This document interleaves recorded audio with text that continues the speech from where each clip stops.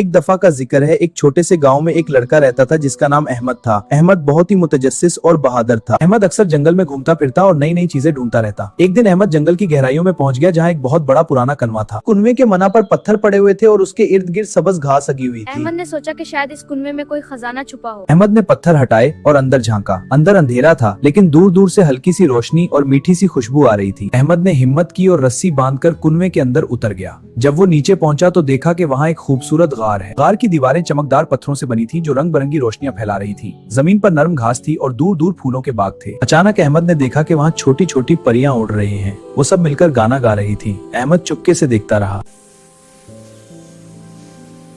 तुम कौन हो और यहाँ कैसे आए? मैं अहमद हूँ। मैं कुनवे से नीचे आया हूँ। मुझे अफसोस है अगर मैंने आपकी जगह में दाखिल होकर तकलीफ दी। तुम्हारे दिल में शरारत नहीं, सिर्फ तजस्सुस है। हम जमीन के नीचे रहती हैं जहाँ इंसान नहीं आते। यहाँ सब कुछ जादू से बना है। फूल कभी मुरझाते नहीं, फल कभी खत्म नहीं होते और हम हमेशा खुश रहती हैं। क्या मैं यहाँ रह सकता हूँ? नहीं बेटा, तुम इंसान हो। तुम्हारा मकाम ऊपर जमीन पर है, जहाँ तुम्हारे माँ बाप तुम्हारा इंतजार कर रहे हैं। लेकिन हम तुम्हें एक तहफा देंगी। अहमद, ये मोती तुम्हारे साथ रहेगा। जब भी तुम परेशानी में हो उसे हमारी याद करो। हम तुम्हारी मदद करेंगी, लेकिन ये राज किसी को मत बताना, ठीक है? जब अहमद घर पहुंचा तो देखा कि उसकी माँ बाप बहुत परेशान थे। हम बहुत परेशान थे।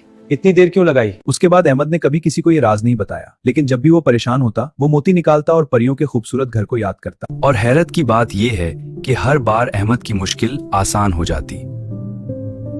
कहते हैं कि आज भी वो कनवा जंगल में है और जो बच्चा सच्चे दिल से उसे ढूंढता है वो परियों के घर की झलक देख सकता है।